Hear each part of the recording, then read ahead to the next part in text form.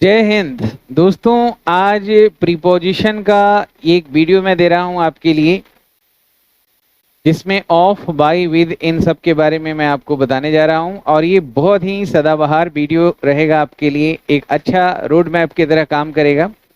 और आपका interest tone up होगा कि बाकी सारे वीडियोज भी जो प्रीपोजिशन के हैं वो अच्छे तरीके से ऐप पे जाके देखें। और YouTube चैनल पे भी तो बहुत सारे वीडियोस मैंने प्रीपोजिशन के ऊपर दे रखा है, लेकिन फिर भी एक प्रॉपर तरीके से कोर्स करना आपको ज़रूरी है। तो आज मैं बताऊंगा प्रीपोजिशन OF, ऑफ, और बाई और विद के बारे में। तो चलिए क्लास को आगे बढ़ाते हैं। और हम लोग का क्लास जो है फ्रेजल वर्ब का जो सीरीज चल रहा है, या न्यूज़पेपर का जो सीरीज चल रहा है, हिंदी टू इंग्लिश ट्रांसलेशन का सीरीज चल रहा है, ये क्रमशः चलता रहेगा। इसमें कहीं कोई बाधा रुकावट नहीं आएगी। चलिए दोस्तों क्लास को आगे बढ़ाते हैं। दोस्तों क्लास को आगे बढ़ाएं उसके पहले बता दूं कि श्याम शर्मा क्लासेस एक नया कोर्स भी इंट्रोड्यूस किया है श्याम शर्मा क्लासेस के ऐप पे, जो प्ले स्टोर पे जाके आप उसको डाउनलोड करें। स्पेशल इंग्लिश बैच जो है खास करके रिटेन इंग्लिश को मजबूत करने के हिसाब से, और उन बच्चों के लिए जो CAPF के हैं, UPSC मेन के लिए हैं, या UP PCS J के लिए हैं, या RS राजस्थान PSC के लिए हैं। इन सारे बच्चों के लिए, या वो बच्चे जो चाहते हैं कि वो UPSC का एग्ज़ाम हिंदी मीडियम से ना देखें, इंग्लिश मीडियम से दें, उन सब के लिए स्पेशल इंग्लिश बैच है। आप जाके डेमो वीडियो ज़रूर देखें। बाकी SSC, bank PO, railway, CAPF, ये सब के लिए कोर्स आपको पहले से ही complete English course recorded class मिल रहा है। आप ये सारी जानकारी 9599614791 पे कॉल करके प्राप्त कर सकते हैं। दोस्तों ये जो प्रीपोजिशन ऑफ है, इसका सबसे पहला जो काम है पोजीशन बताना। चाहे किसी लोकेशन का पोजीशन बताना है, या किसी टाइम का पोजीशन बताना है, किसी वस्तु का बताना है पोजीशन, जैसे ये ठीक उसी प्रकार काम करता है जैसे पॉजिटिव साइन। जैसे कहते हैं ना कि राम की गाय, राम्स काऊ, तो ये क्या करता है, ये बताता है एक संबंध राम का गाय से, या गाय का राम से। यानी राम की गाय, किसकी गाय है? राम की गाय। तो ऐसे ही हम पॉजिटिव साइन की जगह OF लगाते हैं। इसका तो रिस्ट्रिक्शन है कि इनका यूज हम सिर्फ करते हैं फॉर लिविंग थिंग, सिर्फ सजीव वस्तु के लिए होता है, निर्जीव के लिए नहीं होता। लेकिन इनका जो प्रयोग करेंगे दोस्तों, ये किसी के लिए भी ऑफ हो सकता है। द काऊ ऑफ राम, तो दोनों का मतलब एक ही हुआ। राम्स काऊ, राम की गाय, या द काऊ ऑफ राम। समझ रहे हैं? तो जैसे ये बताता है का के की, वैसे ये भी बताता है वही, यानी संबंध दिखाने का काम करता है। अगर मैं कहूं यहां कि January of last year, the January of the last year, पिछले साल की जनवरी। टाइम बता रहा है, टाइम का पोजीशन बता रहा है, तो ऑफ जो है पॉजिटिव साइन के लिए हम यूज करते हैं। समझ रहे हैं? जैसे अगर मैं कह रहा हूं the people of this village, इस गांव के लोग, यही हम इसको ऐसे ही बोल सकते हैं, दिस विलेज पीपल। ठीक है, दिस विलेज पीपल यानी इस गांव के लोग। तो पॉजिटिव साइन जो काम करता है वही काम हमारा प्रीपोजिशन ऑफ करता है, यानी कि संबंध दिखाने का। सही है?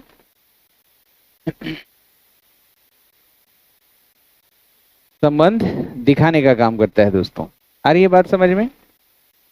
इसके अलावा ये जो ऑफ है, इसका काम है पोजीशन बताने का, तो काम है ही। इसके अलावा अगर कोई आदमी जैसे बीमारी से मरता है, अगर कोई बीमारी से मरता है, तो उसके लिए भी आप ऑफ का ही प्रयोग करते हैं। याद रहे, कोई बीमारी से मरे तब, अगर कोई भूख से मर जाए, एक्सीडेंट से मर जाए, तो उसके लिए अलग बात होगा। तो हम सिर्फ बीमारी के हिसाब से बात कर रहे हैं।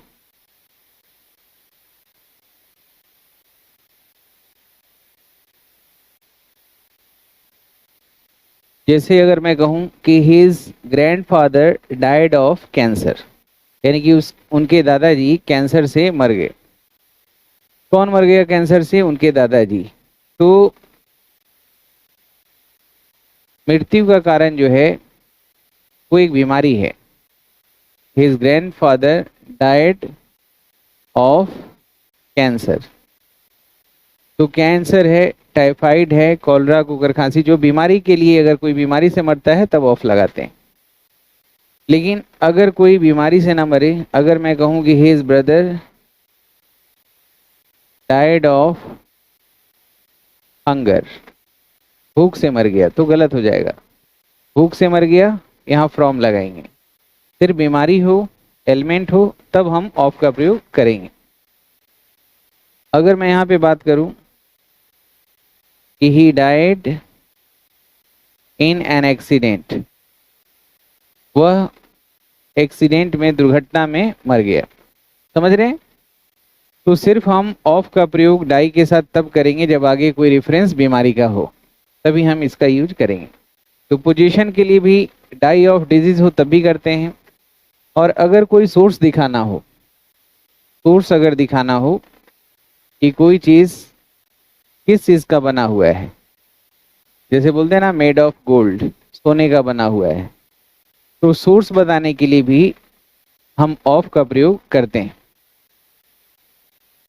जैसे अगर मैं कहूं कि यह टेबल तांबे का बना हुआ है, कॉपर का बना हुआ है, या लोहे का बना हुआ है, या लकड़ी का बना हुआ है, या प्लास्टिक का बना हुआ है, तो उस केसेस में भी ऑफ का प्रयोग करते हैं सोर्स दिखाने के लिए। जैसे अगर मैं यहां लिखूं कि this table is made of copper,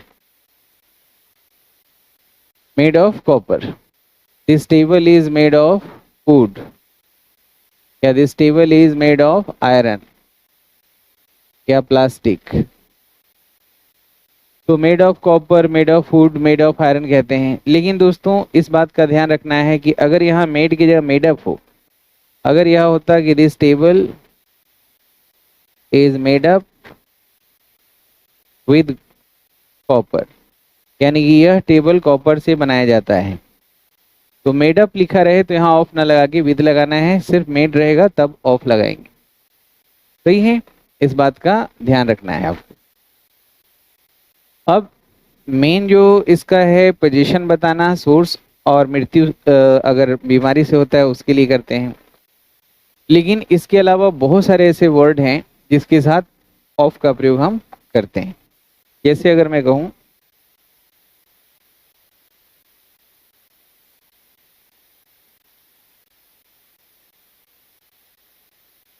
जैसे आप मेड के साथ ऑफ लगाते हैं, मेड ऑफ, वैसे ही कंपोज का मतलब भी होता है कई टुकड़ों से मिलके कोई चीज को बनाना। दो कंपोज्ड के साथ भी ऑफ, या कंसिस्ट का मतलब भी बनाना होता है, इसके साथ भी ऑफ का प्रयोग करते हैं।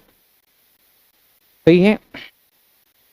अगर मैं कहूं कि this toy is made of 4 parts, या कंपोज्ड ऑफ 4 पार्ट्स, या consist of 4 parts, is consisted of 4 parts, तो सब सही है। तो made of, composed of, consist of, तो कुछ सर्टेन वर्ड है जिसके साथ सर्टेन प्रीपोजिशन का हम प्रयोग करते हैं, उसे भी हमें ध्यान में रखना है। तो मैं यहाँ पे कुछ लिस्ट दे रहा हूँ जिसको आप ध्यान से समझिएगा। जैसे सिक का मतलब तो बीमार होता है, हल्का फुल्का अगर कोई बीमार है तो सिक बोलते हैं। लेकिन अगर इसके साथ मैं सिक ऑफ बोल देता हूँ तो सिक ऑफ का मतलब होता है कोई चीज से तंग आ जाना, सिक ऑफ। तो सिक के साथ ऑफ लगाते हैं, विद या कुछ और लगाएंगे तो गलत हो जाएगा। लेकिन यहीं पे अगर हम यहाँ इसी मीनिंग को देता हुआ एक वर्ड है फेड अप, तो इसके साथ विद लगा देते हैं, या डिसगस्टेड, मीनिंग सबका एक ही है, लेकिन अलग अलग वर्ड के साथ अलग अलग प्रीपोजिशन का प्रयोग हम करते हैं। जैसे मैं इस परेशानी से तंग आ चुका हूं, तो I am sick of this problem. तो clues, test, fill in the blanks में ये सब काफी हेल्पफुल होता है। अगर यहाँ सिक ऑफ के बदले में यहाँ अगर हम सिक के जगह फेड लिखा होता, फेड अप, तो फिर यहाँ विद लगा देते, या डिसगस्टेड होता तो विद लगाते। तो इन सब चीजों का आपको ध्यान रखना है कि कौन सा वर्ड है किसके साथ कौन सा प्रीपोजिशन हमें लगाना है। और आगे वाला नाउन है उस पर भी डिपेंड करता है। जैसे एक वर्ड मैं यहाँ लिख रहा हूँ इंक्वायर, इंक्वायर का मतलब पूछताछ करना होता है, जांच पड़ताल करना। लेकिन ये नाउन भी डिसाइड करेगा कि आगे वाला नाउन क्या है। जैसे अगर हम कह रहे हैं कोई मैटर की जांच पड़ताल करना है तो इनटू लगाएंगे, किसी व्यक्ति से अगर कोई पूछना है, पूछताछ करना है, आगे जो नाउन है कोई पर्सन है तो ऑफ लगाना है। और डॉक्टर अगर किसी के स्वास्थ्य के बारे में जांच पड़ताल कर रहा है तो आफ्टर लगाते हैं। तो आगे वाला नाउन भी डिसाइड करता है कि हमें कब कौन सा प्रीपोजिशन लगाना है। जैसे अगर मैं यहाँ लिखता the police will inquire into this matter, और इनटू एक साथ लिखिएगा, इंक्वायर इनटू दिस मैटर। तो इसका मतलब हो गया कि पुलिस इस बात की जांच पड़ताल करेगी। यहाँ पे आप चाहें तो इन्वेस्टिगेट भी लिख सकते हैं, इन्वेस्टिगेट ट्रांजिटिव वर्ब है तो आपको कोई प्रीपोजिशन नहीं लगाना है, या फ्रेजल वर्ब इसके जगह लिख सकते थे, लुक इनटू, इसका मतलब भी जांच पड़ताल करना होता है, इंक्वायर इनटू, लुक इनटू या इन्वेस्टिगेट। लेकिन दोस्तों अगर यहाँ पे होता कि पुलिस तुमसे जांच पूछताछ करेगी, इंट्रोगेट करेगी, तो पुलिस आपसे पूछताछ करेगी, तो फिर यहाँ पे क्या हो जाएगा, आगे वाला नाउन तो व्यक्ति है, the police will inquire of you regarding this. Regarding जो है ये भी हमारा प्रीपोजिशन है, लेकिन ये आईएनजी लगा हुआ है इसलिए इसको पार्टिसिपल प्रीपोजिशन कहेंगे। रिगार्डिंग, कंसर्निंग, इंक्लूडिंग, एक्सक्लूडिंग होता है ना। तो फिर यहाँ पे हमने इंक्वायर के साथ ऑफ क्यों लगाया, क्योंकि आगे पर्सन है। लेकिन अगर यही होता कि डॉक्टर ने आपके स्वास्थ्य का जांच पड़ताल किया था कल, तो the doctor inquired after your health yesterday, ठीक है। The doctor inquired your health yesterday, समझ में आ रही है बात? ध्यान से देखिएगा, एक छोटा सा कॉन्सेप्ट है जिसमें मैं प्रीपोजिशन के सही यूसेज को आपको समझाने का प्रयास कर रहा हूं। जैसे अगर मैं यहां पे बोलता हूं डिस्पोज, तो आपने देखा होगा कि डिस्पोज के साथ सिंगल एफ ऑफ भी आता है और डबल एफ ऑफ भी आता है। तो डिस्पोज करना का मतलब होता है कोई कूड़ा करकट वगैरह को है, मतलब कोई निश्चित जगह से हटा के कहीं दूसरी जगह पे डाल देना, डंप कर देना। तो ये खास करके तब यूज करते हैं जब आप कह रहे हैं कि डिस्पोज ऑफ द गार्बेज, यानी कि डंप द गार्बेज, कहीं उसको जमीन के अंदर में दबा दो। और सिंगल एफ अगर हम लगाते हैं तो इसका मतलब कि जो भी चीज आपके पास है उसको बेच देना पूरी तरीके से, सही है। तो दो मीनिंग निकलता है। जैसे मैं अपने प्रॉपर्टी को बेचना चाहता हूं तो कौन सा एफ लगेगा, कॉन्टेक्स्ट को देखिएगा, आई वॉन्ट टू डिस्पोज, अब प्रॉपर्टी को डंप तो नहीं करेंगे, बेचेंगे, तो यहां सिंगल एफ होगा। और अगर मैं कहूं कि I want to dispose of this garbage, अब गार्बेज है इसको रिमूव करना है तो यहाँ पे डिस्पोज ऑफ लगाना है। आ रही बात समझ में? इस तरीके से आपको ध्यान रखना है।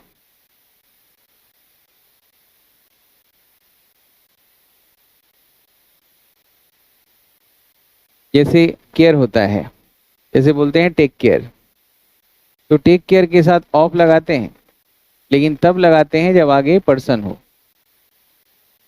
ठीक है। लेकिन अगर कोई वस्तु हो तो उसके लिए फॉर का प्रयोग करते हैं। विल यू टेक केयर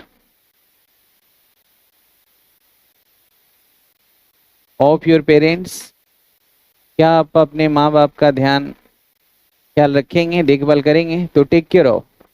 इसकी जगह अगर अटेंड वर्ड होता तो अटेंड ऑन का मतलब भी ध्यान रखना है, या वेट ऑन अगर बोलेंगे तो इसका मतलब भी ध्यान रखना है।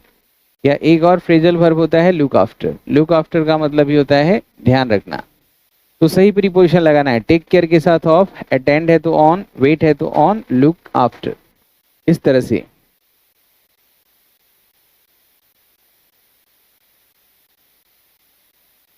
तो कई सारे वर्ड्स के साथ सर्टेन प्रीपोजिशन होता है, लेकिन उसी से मिलता जुलता अगर कोई सिमिलर वर्ड हो तो प्रीपोजिशन बदल सकता है। जैसे फुल है तो फुल ऑफ कॉन्फिडेंस बोलते हैं। लेकिन अगर कोई चीज, जैसे ए रूम लाइट से भरा हुआ है तो सफ्यूज्ड विद बोल देते हैं, है ना। उत्साह से भरा हुआ है, रिप्लीट विद बोल देते हैं। भरा हुआ है, अबाउंड है, इसका मतलब भरा हुआ होता है लेकिन इसके साथ इनका प्रयोग करते हैं। Abound in, replete with, suffused with, full of, सबका मीनिंग है भरा हुआ होना, लेकिन इनके साथ हम क्या लगा रहे हैं, ऑफ, लेकिन इनके साथ क्या लगा रहे हैं, विद इन। अबाउंड का मतलब भरा हुआ होना। जैसे अगर मैं कहूँ कि this pond is abound in fish, मछली से भरा हुआ है, replete with fish, सफ्यूज्ड with fish, समझ रहे हैं, और फुल ऑफ फिश। तो ये अलग अलग वर्ड, नाउन है, एडजेक्टिव है, उसके अनुसार भी प्रीपोजिशन बदलता है। आगे वाले नाउन को भी देखना हमेशा जरूरी होता है, ठीक है। जैसे और बहुत सारे वर्ड आप देखते होंगे जिसके साथ आप ऑफ का प्रयोग देखते हैं। जैसे अक्यूज्ड है तो अक्यूज्ड के साथ क्या लगाते हैं, ऑफ, है ना। किसी को आरोप लगा रहे हैं, उसको अभी सजा मिला नहीं है, लेकिन अगर कोर्ट ने सजा सुना दिया है उसको कन्विक्टेड बोलते हैं, उसके साथ भी ऑफ। और कोर्ट ने अगर किसी को माफ कर दिया कोई भी आरोप से तो एब्सॉल्व ऑफ कहते हैं, है ना। लेकिन अगर एब्सॉल्व ऑफ या अक्यूट ऑफ, अक्यूटेड ऑफ, यानी कोई आरोप से बरी कर देना, ये दोनों का मतलब एक ही होता है। यही मतलब होता है एक्सोनरेट का, लेकिन एक्सोनरेटेड मतलब भी कोई आरोप से मुक्त कर देना, फ्री फ्रॉम, एग्जेम्प्ट फ्रॉम। तो ठीक है ना, ये जो पांचों वर्ड है इसका मीनिंग एक ही है, एब्सॉल्व, अक्वीट, एक्सोनरेट, फ्री और एग्जेम्प्ट, कोई आरोप से मुक्त कर देना। लेकिन इन दोनों के साथ ऑफ, लेकिन बाकी के साथ फ्रॉम लगता है। अभी अक्यूज की जगह चार्ज होता तो चार्ज के साथ हम प्रीफर क्या करते हैं, चार्ज विद, लेकिन अक्यूज्ड ऑफ। और कन्विक्टेड मतलब सजा सुना दिया गया है। देख रहे हैं, सर्टेन वर्ड के साथ सर्टेन प्रीपोजिशन का प्रयोग आपको करना है। तो जब भी हम प्रीपोजिशन पढ़ें तो ये ध्यान रखना है कि हमें कब कहाँ किस वर्ड के साथ किस चीज का प्रयोग करना है। तो ये चलिए आप बताइए ऑफ और कहाँ कहाँ पे हम लगाते हैं। जैसे अगर हम कह रहे हैं अवेयर, तो अवेयर ऑफ मतलब मुझे मालूम है, I am aware of this fact, I am aware of your weakness, I am aware of your strength. अगर हम यहाँ नोन लिख दें तो नोन के साथ क्या होगा, टू हो जाता है। अगर फैमिलियर लिख दें तो क्या हो जाएगा, टू हो जाएगा। लेकिन अक्वाइंटेड लिखें, अक्वाइंटेड का मतलब ही परिचित होता है, अक्वाइंटेड विद हो जाता है, समझ रहे हैं, अकीन विद हो जाता है। तो ये अलग अलग वर्ड हैं, अलग अलग प्रीपोजिशन लेता है, इसे भी आपको ध्यान रखना है। जैसे अगर मैं कहूँ कि बी वेयर, तो बी वेयर के साथ आप क्या लगाते हैं, ऑफ। तो ये सब fill in the blanks, cloze test, rapid filler, इसके हिसाब से बहुत जरूरी होता है, बी वेयर ऑफ। जैसे अगर मैं कह रहा हूँ यहाँ पे एफ्रेड, एफ्रेड का मतलब होता है भयभीत। तो अगर आप किसी चीज से भयभीत हैं तो आप क्या लगाते हैं, I am afraid of particular thing, I am afraid of. तो beware of, afraid of. इसी तरह से होप है, उम्मीद, होपफुल एडजेक्टिव होता है, इनके साथ आप क्या लगाते हैं, ऑफ लगाते हैं।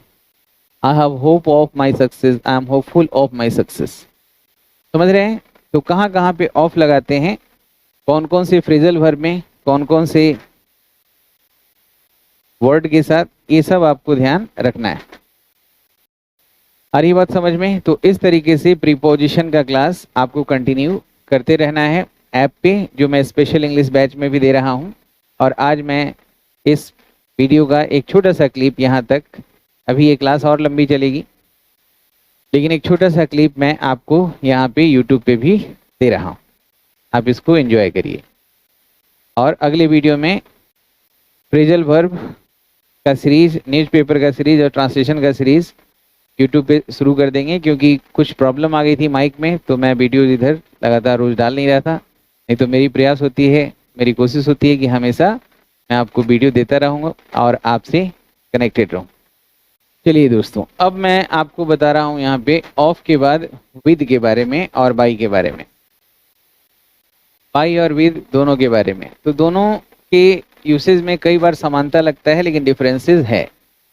बाई का यूज हम तब करते हैं खास करके पैसिव वॉइस में, डूअर के लिए, जो एक्शन का करने वाला है उसके लिए। और विद किस चीज से वो काम किया गया, तो ये इंस्ट्रूमेंटल ऑब्जेक्ट के लिए है। जिस इंस्ट्रूमेंट को आप यूज कर रहे हैं उसके लिए होता है, बाई और विद। जैसे ऐसे इसके कई काम है, लेकिन धीरे धीरे मैं इनमें क्लियरिटी ला रहा हूं। जैसे अगर मैं कहूं Ravan was killed Ram an arrow, ठीक है। अब यहाँ पे एक में बाई लगाना है, एक में विद लगाना है। तो देखिए किल्ड, ये एक्शन जो हुआ है करने वाला राम है, तो यहाँ पे बाई लिखेंगे, और जिस चीज से मारा गया है वो इंस्ट्रूमेंट, वो ऑब्जेक्ट एरो था, यहाँ विद लिखेंगे। सही है। जैसे अगर मैं लिखूं कि दिस लेटर इज रिटेन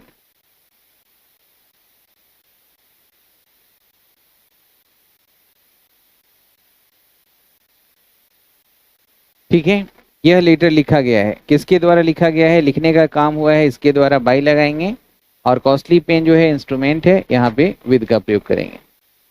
आ रही बात समझ में?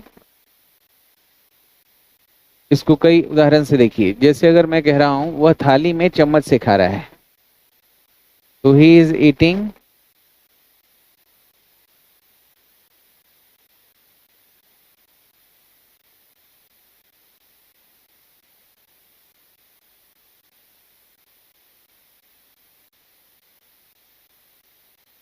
ठीक है। यहाँ देखिए ही इज ईटिंग, तो कहाँ से उठा के खा रहा है, प्लेट से, तो यहाँ पे फ्रॉम लिखेंगे, और जिस चीज से खा रहा है, जो होल्ड करके पकड़ के खा रहा है, वो स्पून है, तो यहाँ पे विद लिखेंगे। जैसे अगर मैं कह रहा हूं कि he was beaten his teacher, क्या लिखेंगे यहाँ पे, बाई या विद, स्टिक, छड़ी से पीटा गया, तो छड़ी इंस्ट्रूमेंटल ऑब्जेक्ट है, विद आया, यहाँ पे बाई का प्रयोग करेंगे। सही है। अगर मैं यहाँ पे लिखता हूं कि प्लीज कट दिस एप्पल, बोलिए बाई या विद, क्या लगाएंगे, विद लगाएंगे। आ रही है बात समझ में?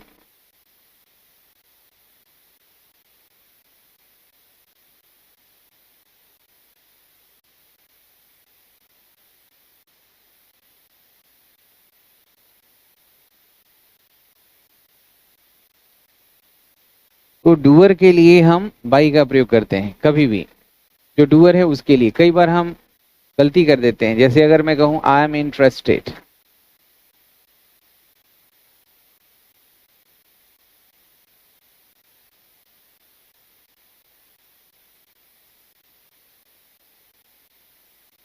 अब यहाँ पे ऑप्शन है बाई और इन, क्या लगाएंगे। तो कई बार हमें ये देखना होता है, मैथमेटिक्स जो है हमारा कोई डूअर नहीं है, I am interested in mathematics. जैसे अगर मैं कहूं this house has been burned fire, अब यहाँ पे क्या लिखेंगे, यहाँ पे दो ऑप्शन है, बाई और इन, तो फायर के लिए इन का प्रयोग होता है, तो इन चीजों का देखना है।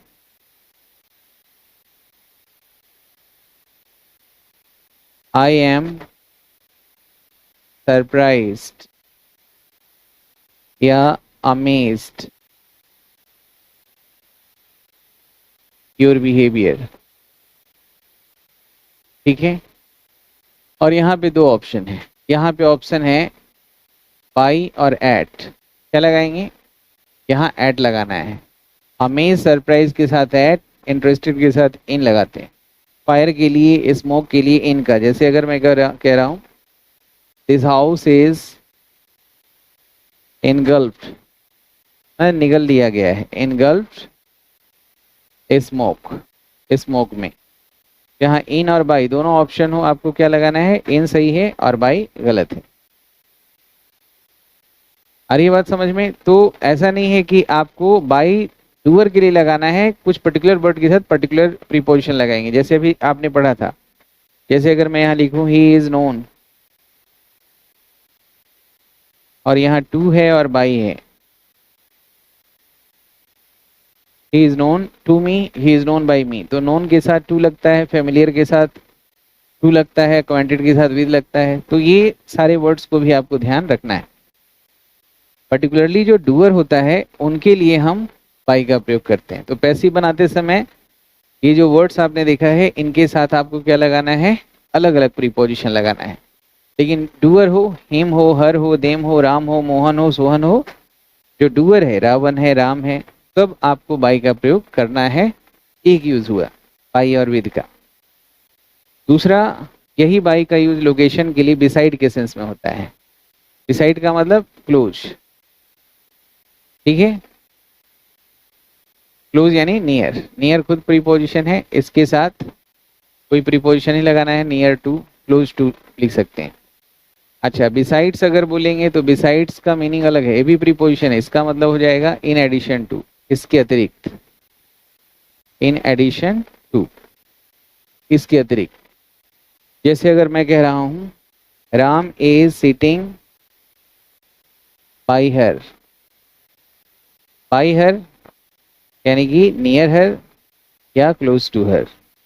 नियर टू हर नहीं बोलना है, या नियर खुद प्रीपोजिशन है, तो यहाँ बाई का मतलब बगल में है।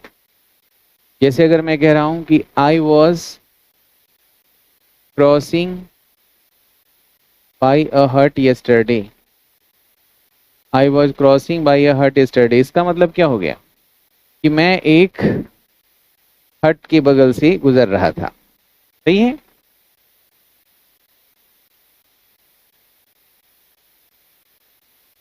तो बिसाइड के का यूज इस तरह से हम करते हैं। अगर मैं कहूं कि इस मंदिर के बगल में एक तालाब है, तो क्या बोलेंगे, there is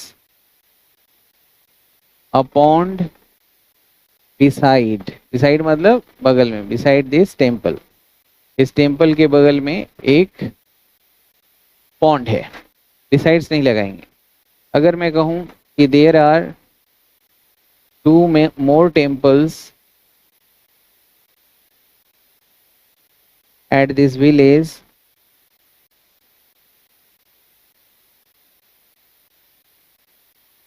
besides this village, besides this village, तो इसका मतलब क्या हुआ कि इस गांव में, सॉरी, बिसाइड्स दिस टेम्पल, इस टेम्पल के अलावा इस गांव में दो और मंदिर हैं। तो बिसाइड्स का मतलब हुआ कि इसके अतिरिक्त, in addition to, in addition to जो है ये भी हमारा फ्रिज प्रीपोजिशन हो गया। इसको कंपाउंड प्रीपोजिशन बोलेंगे क्योंकि एक से ज्यादा वर्ड से मिलके बना है। ये हमारा प्योरली प्रीपोजिशन है, सिंपल प्रीपोजिशन। तो बाई का यूज बिसाइड के सेंस में भी हम करते हैं।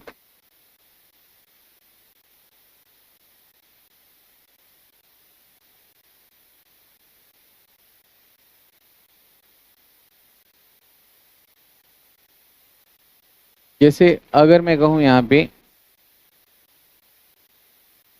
बाई का यूज, तो इसका यूज टाइम बताने के लिए होता है बिफोर के सेंस में, यानी बिफोर द एक्सपायरी डेट, जो एक्सपायरी डेट दिया है उसके पहले का समय बताता है। जैसे बाई मंडे, इसका मतलब कि जो सोमवार का समय दिया है ना उसके पहले पहले हो जाएगा। और टिल को अगर हम यूज करते हैं तो ये मतलब होता है up to the expiry date, यानी कि जो डेट दिया हुआ है उस समय तक की बात होती है, और ये पहले पहले की बात होती है। तो दोनों में फर्क हो जाएगा। जैसे अगर मैं कह रहा हूं, मीनिंग में भी देखिएगा चेंज, आई विल बी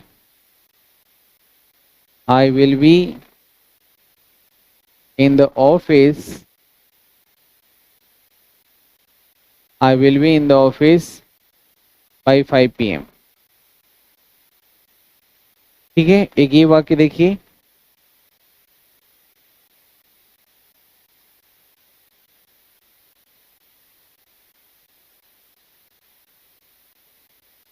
और अगर मैं यहां पे कहता हूं I will be in the office till 5 PM, तो एक में बाई लिखा है, एक में टिल लिखा है, दोनों में फर्क क्या हो गया, यानी कि जब तक ये जो डेट समय दिया हुआ है, तब जब तक ये एक्सपायर ना हो जाए तब तक मैं यहाँ रहूंगा। आई विल बी मतलब आई विल स्टे, इसका मतलब स्टे हो गया, इसका मतलब रिमेन हो गया, बने रहेंगे। और I will be in office by 5 PM यानी कि 5 बजे के पहले पहले मैं वहां पहुंच जाऊंगा, तो इसका मतलब रीच हो गया। मीनिंग चेंज हो जाता है बाई और टिल लगाने से। जैसे अगर मैं कहूं कि I will have composed a poem by this Monday, तो इसका मतलब क्या हो गया? सोमवार तक, यानी कि जो समय दिया हुआ है इसके पहले पहले मैं एक कविता लिख चुकूंगा। समझ रहे हैं? बाई का मतलब बिफोर के सेंस में होता है, टील का मतलब अप टू एक्सपायरी डेट। ये समझिएगा दोनों के फर्क में। जैसे I will have reach there by 6 PM, यानी कि 6 बजे के पहले ही पहुंच जाएंगे। हो सकता है 4 बजे ही पहुंच जाए, हो सकता है 5 बजे ही पहुंच जाए। आ रही है बात समझ में? ये जो बाई है दोस्तों, ये मैनर भी बताने के लिए हम यूज करते हैं। I can win this match by playing well. इसका मतलब समझ रहे हैं? मैं इस खेल को जीत सकता हूं। कैसे? मैं इस मैच को जीत सकता हूं कैसे? कैसे? अच्छा खेल के। तो बाई मैनर यहां बता रहा है, बाई प्लेइंग वेल। अगर मैं कह रहा हूं I can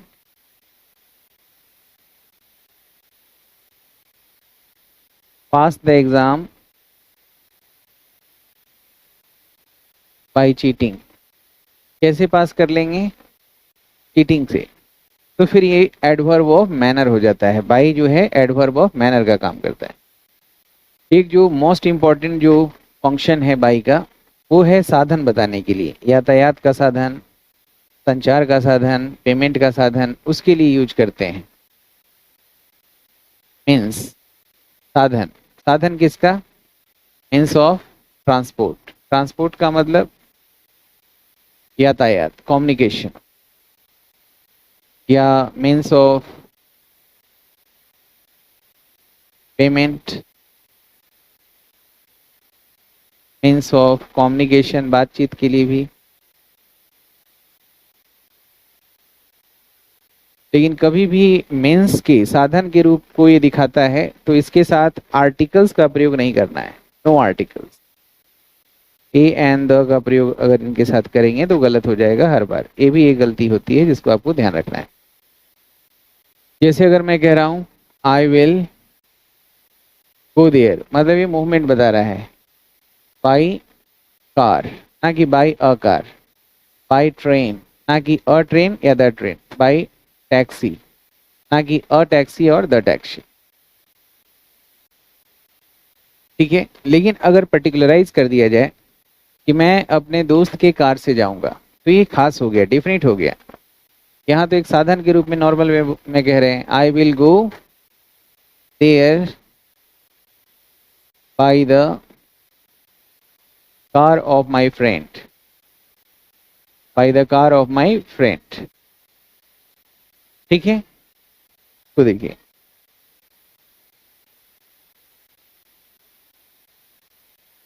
I will go there by the car of my friend, तो ये डिफरेंट हो गया। तो फिर हम यहाँ पे द का प्रयोग कर सकते हैं। जैसे अगर मैं कहूं आई विल पे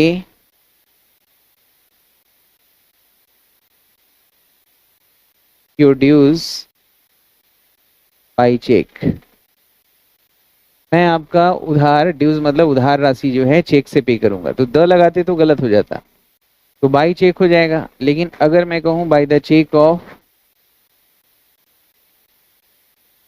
एसबीआई, एसबीआई के चेक से पे करेंगे, तो फिर ये ठीक है, पर्टिकुलराइज हो गया है।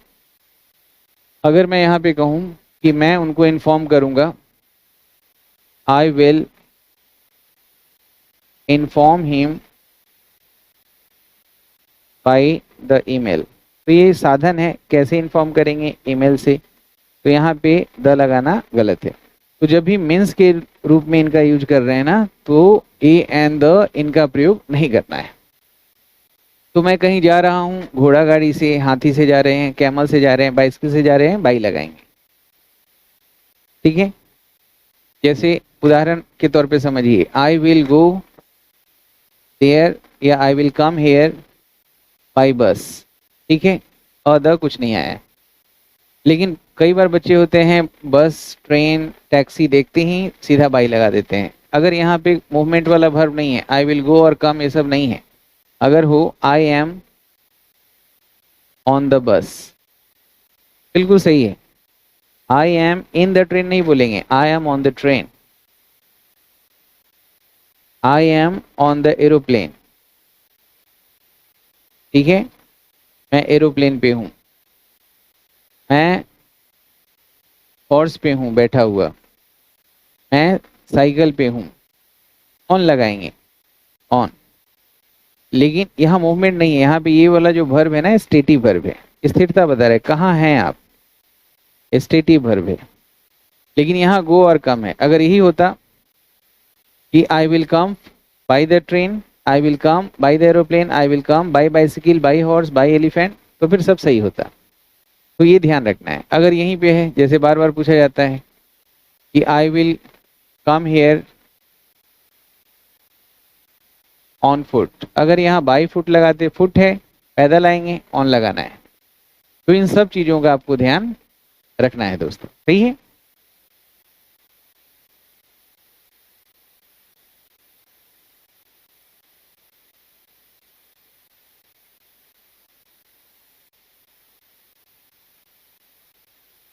चलिए दोस्तों अगर अब हम बात कर रहे हैं यहाँ, अब अगर हम बात कर रहे हैं कि विद एक तो इंस्ट्रूमेंटल ऑब्जेक्ट के लिए होता है, और विद जो होता है आपका टुगेदरनेस भी दिखाने के लिए आप प्रयोग करते हैं। एक साथ अगर कोई बना हुआ है किसी के साथ, इसी के साथ अगर हम अलोंग विद लगा देते हैं तो ये भी प्रीपोजिशन ही है, कंपाउंड प्रीपोजिशन हो जाएगा। या टुगेदर विद लगाते हैं, इंक्लूडिंग बोलते हैं, ये भी वही मीनिंग देता है इंक्लूडिंग, लेकिन ये आईएनजी लगा है, तो ये जो हो गया आपका पार्टिसिपल प्रीपोजिशन हो गया, ठीक है, पार्टिसिपल प्रीपोजिशन। इसका मतलब है कि आप बता रहे हैं कि किसी के साथ आप बने हुए हैं, तो सबका मतलब कमोबेश एक ही होता है। लेकिन अगर हम इसके उल्टा अगर हम बात करें, विद की जगह विदाउट लगा दें, समझ रहे हैं, या एक्सक्लूडिंग लगा दें, क्या इंक्लूडिंग था एक्सक्लूडिंग हो गया, तो इस सब का मतलब हो गया एंड नॉट, मतलब आगे वाले को जीरो मान के चलिए, फिर समझ रहे हैं। तो ये ध्यान रखना है, और खास करके सब्जेक्ट वर्ब एग्रीमेंट में इनका खूब प्रयोग किया जाता है।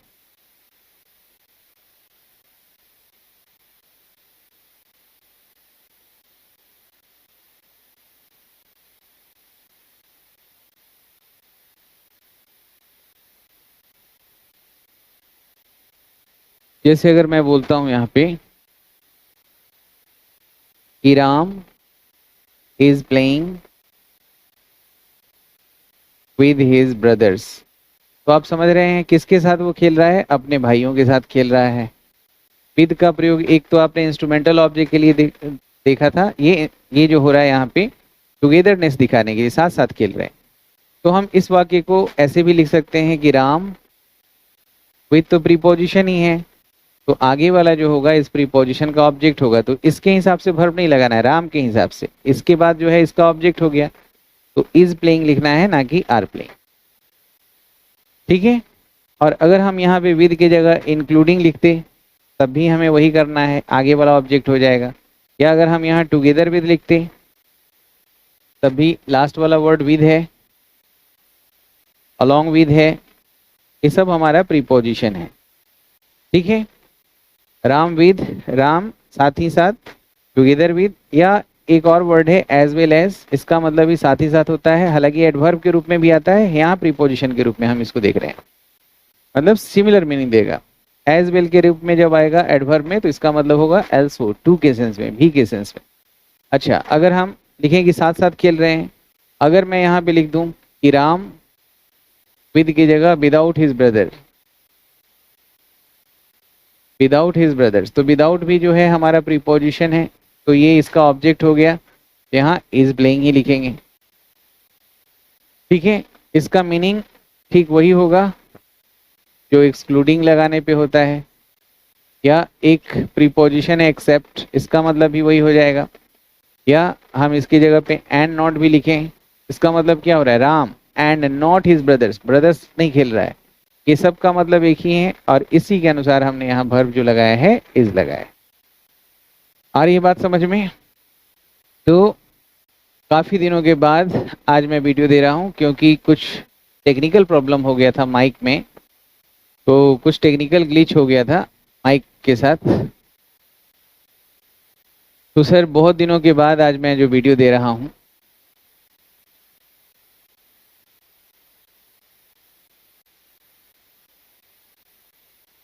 तो आज का क्लास दोस्तों यहीं तक रखते हैं। अपना ख्याल रखेंगे, हंसते रहेंगे, मुस्कुराते रहेंगे। जय हिंद, जय भारत।